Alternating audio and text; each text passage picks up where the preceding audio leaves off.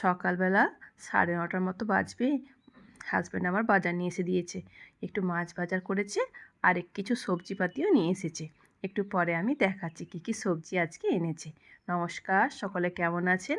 আমি সুনীতি, ভোরের আলো পরিবারে আপনাদেরকে স্বাগত জানাই। আশা করছি আপনারা সুস্থ আছেন, ভালো আছেন। আমি তো বেশ ভালোই আছি। চলুন আজকে একটি নতুন ব্লগে আপনাদেরকে স্বাগত জানাই। আমি কিছু মাছগুলো আগে ধুয়ে পরিষ্কার করে নুন হলুদ মাখিয়ে রেখে দেবো। 9:30টার মতো বাজে, বেশি বেলা হয়নি, এখন আমার স্নান কিন্তু হয়নি।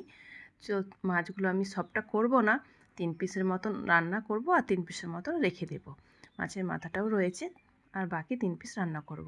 মাছের তেল এনেছে দেখুন না, একটু বেগুন দিয়ে ভাজা করলে, বেগুন পেঁয়াজ কাঁচা লঙ্কা দিয়ে একটু ভাজবো। আর সকালে যে মুগ সেদ্ধটি করেছিলাম সেটাই আমি এখন খেতে দিয়ে দেবো। বাটিতে করে নিয়ে নিচ্ছি। আর একটু পাটালি গুড় না রেখেছিলাম ফ্রিজে, আমার কিছুটা পাটালি গুড় রাখা আছে, তো এটার মধ্যে একটু গুড় দিয়ে দেবো আর একটু করে মুড়ি দিয়ে দেবো। বাস, এটাই আজকে সকালের আমাদের জল খাবার।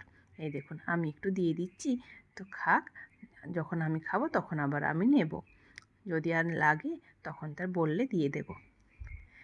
চলুন সবজি বাজারটা একটু দেখে নিই কী কী নিয়ে এসেছে। এই দেখুন কি সুন্দর পাট শাক এনেছে। পাট শাক কে কে খেতে ভালোবাসেন বলুন তো?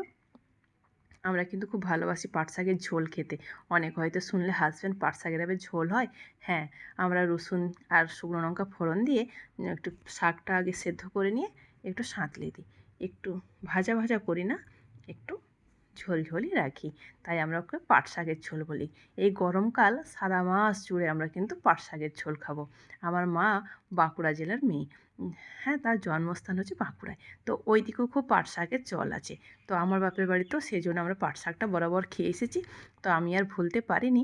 তো আমিও কিন্তু এখানে শ্বশুরবাড়িতে রান্না করি, আমার শাশুড়ি মাও কিন্তু করেন। যাই হোক, পাট শাকের ঝোল দিয়ে ভাতের গল্প হলো। এবার আমি কিছুটা লাউ ডাঁটা কাটছি। আজকে মাছটা আমি সবজি দিয়েই করব, লাউ ডাঁটা আর আলু দিয়ে মাছ করব। একটু গরম পড়েছে, তো একটু হালকা পাতলা রান্না করারই চেষ্টা করব। আর লাউ পাতাগুলো একটু রেখে দিই, আজকে আর ভাজবো না। তো সবজিটা কেটে নিয়ে আরও কিছু কাজ আছে, কাচা ধোয়াও করব আর পুজো পাঠ করব, স্নান করব, খাওয়া দাওয়া হবে, তারপরে রান্না হবে। তো কেটে গুছিয়ে গেলে না আমার রান্না করতে খুব ভালো লাগে। পুজো দেওয়ার পর খাওয়া দাওয়া করতে আমার দেরি হয়ে গেল, সবজিটা কাটা থাকলে তাড়াতাড়ি রান্নাটা আমার দুটো উনুনে করে নিতে পারি। এই দেখুন একটা আলু দেবো, বেশি আলু কেউ খেতে চাইবে না, তো একটা লাউড়াটা ডগাই দিলাম আর একটা আলু দিলাম। এই দিয়ে দুপুরে মাছের ঝোলটা আমি করে নেব। সবজিগুলো কাটা হয়ে গেছে, তো এগুলো একটা প্লাস্টিকের মধ্যে ভরে রাখি, পরে গিয়ে ডাস্টবিনে ফেলে দেব। আর কিছু সিম ভাতে দেবো, বুঝেছেন? কিছুটা আমি সিম ভাতে দেব, তো একটা একটা করে চারদিকে ছড়িয়ে যাবে বলে একটা সাদা কাপড়ের মধ্যে বেঁধে দিয়ে দিলাম। আমি ভিডিওতে ভয়েস দেওয়ার সময় আমার কিন্তু ট্রেনের আওয়াজ একটু আধটু আসবে, আপনারা একটু মানিয়ে নেবেন, কারণ ট্রেন লাইনের পাশেই আমার বাড়ি।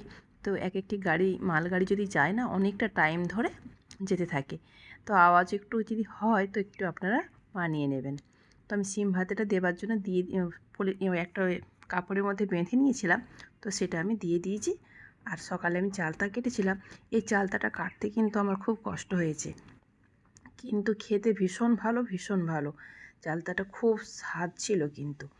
এই দেখুন একটু শিলে থেতো করে নিচ্ছি, একটু সেদ্ধ করে তারপরে আমি এটা একটু চাটনি করে নেব। একটু মিষ্টি মিষ্টি করতে হবে, না হলে কিন্তু কেউ খাবে না। তো আমি কিছু মশলা দেব না, একটু শুকনো লঙ্কা আর সর্ষে ফোড়ন দিয়ে চালতাটা সেদ্ধ করে নেব আগে, তারপর তেলের ওপর দিয়ে একটু মিষ্টি দিয়ে দেবো, বাস, ওটাই হবে আমার চালতার চাটনি।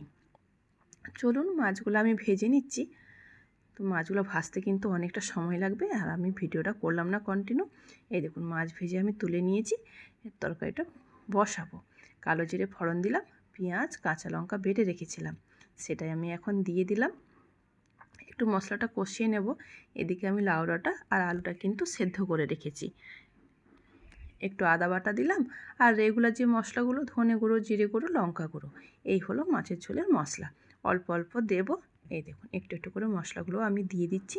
মশলাটা একটু ভালো করে ভেজে নেব, তারপর অল্প একটু জল দিয়ে ভালো করে কষিয়ে মাছের ঝোলটা আমি করে নেব। গরমের দিনে তো একটু সবজি দিয়ে মাঝে মাঝে মাঝে মাছের ঝোল করি, খেতে কিন্তু খুব ভালোবাসে। সজনে ডাঁটা আলু দিয়ে মাছের ঝোল করলেও কিন্তু খুব স্বাদ হয়।